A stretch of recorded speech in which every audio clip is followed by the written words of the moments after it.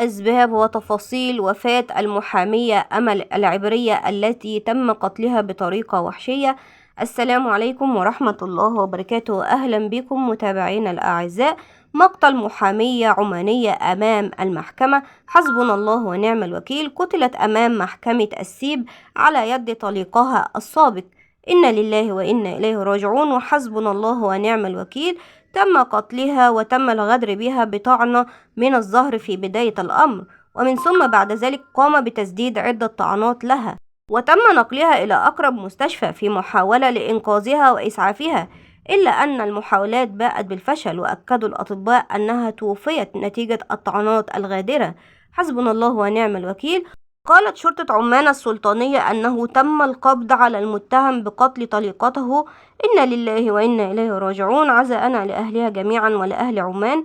حسبنا الله ونعم الوكيل. إن شاء الله ياخد أقصى عقوبة. دمتم بأمان الله وإلى اللقاء، والسلام عليكم ورحمة الله وبركاته.